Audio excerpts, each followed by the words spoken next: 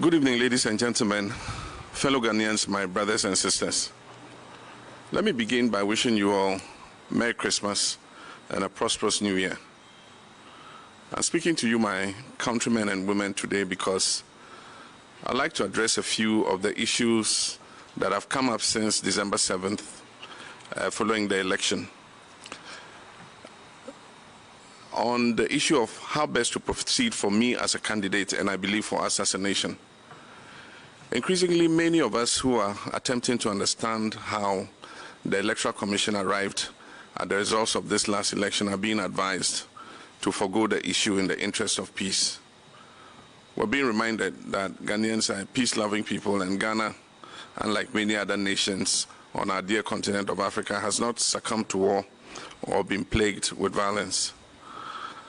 As a former president of the Republic of Ghana, a country that I love dearly, I'm here to assure you that I know what it is to act in the interest of peace. I've always done so without reservation or hesitation. I know what it is to contest an election and to have the good people of this country choose my opponent to serve as their next president. I know what it is to concede. I have done so before. In 2016, when the election was not called in my favor, I conceded.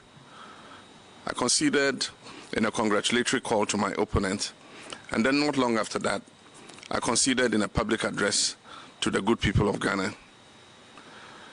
I conceded not simply in the interest of peace and democracy, but because I respect the will of the people. I did then, and I still do now. So when I say that I will not concede this election, please know that I'm not taking this decision lightly. Understand that it's not because of a desire for power, but because of a dedication to principle and a commitment to democracy.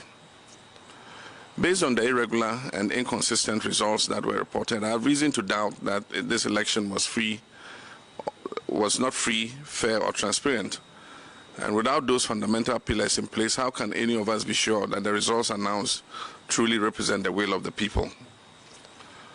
My brothers and sisters, I stand here today to remind you that Ghana is a peaceful nation, precisely because Ghanaians have always stood on principle. We've always fought for our democracy. Our forefathers and foremothers have always understood that without this basic foundation, whatever peace exists in our country will not be lasting. Whatever liberation we have as the architects of our collective future will soon be lost. Whenever we decide to take the easiest road, the first step is always surrender.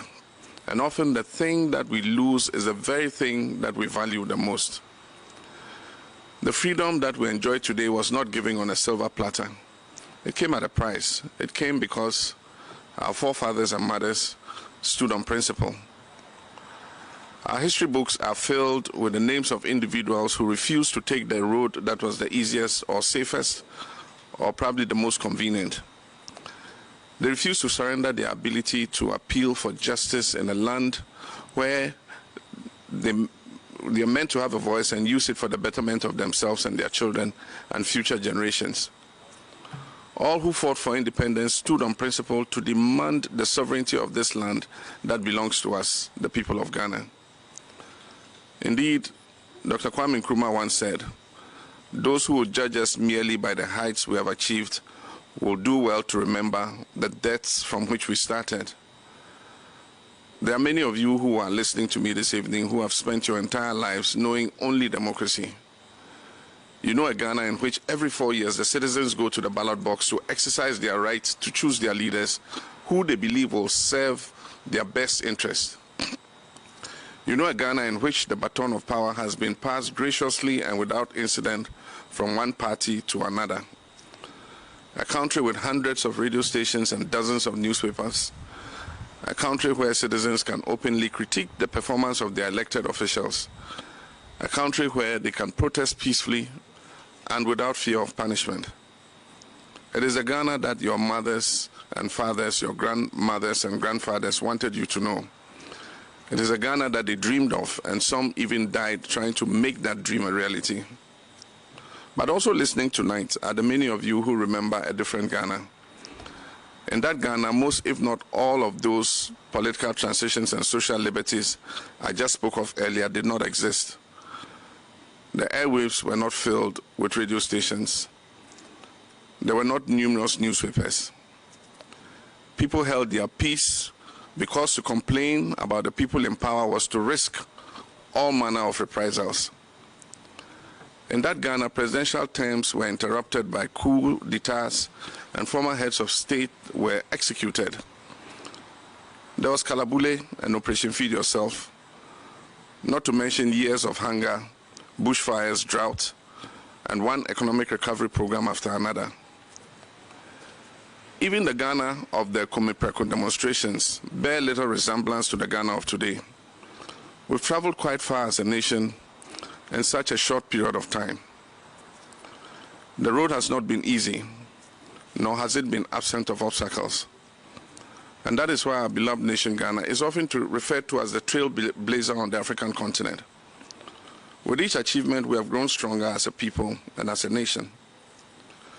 Through these trials and tribulations, our democracy has also been strengthened.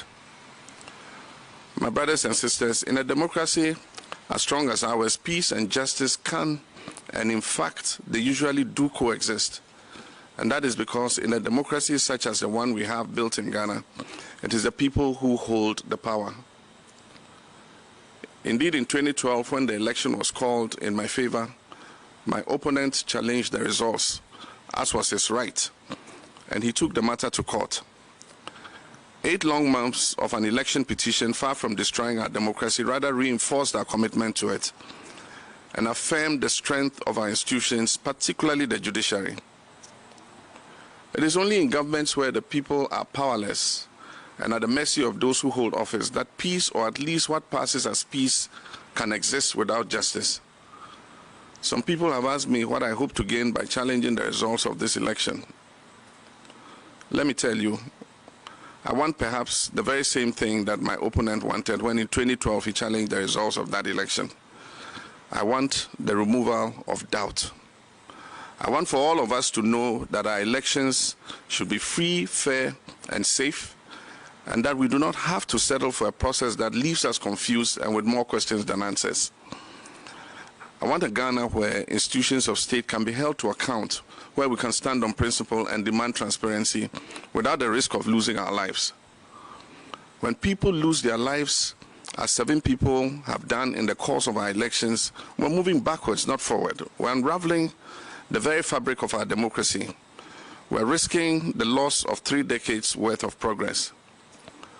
When today we see armed military and militia in our collation centers and election outcomes declared at the point of a gun, for us who have witnessed our country's journey through all its post-independence travails, we wonder if we have truly exorcised the ghost of our tortuous past.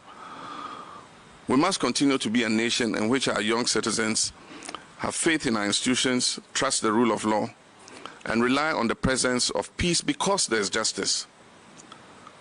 Ghana must be a country where we citizens know and believe without any doubt whatsoever that the way forward is determined by the will of the Ghanaian people, and that we can hold our institutions of state accountable and guarantee that they work in the favor of the national interest and not in the interest of the administration or the person in power.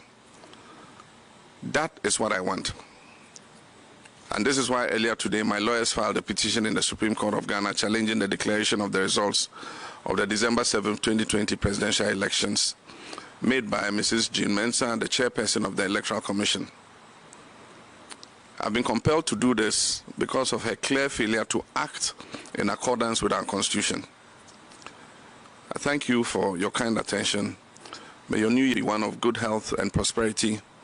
May God bless each of you, and may God continue to bless our homeland.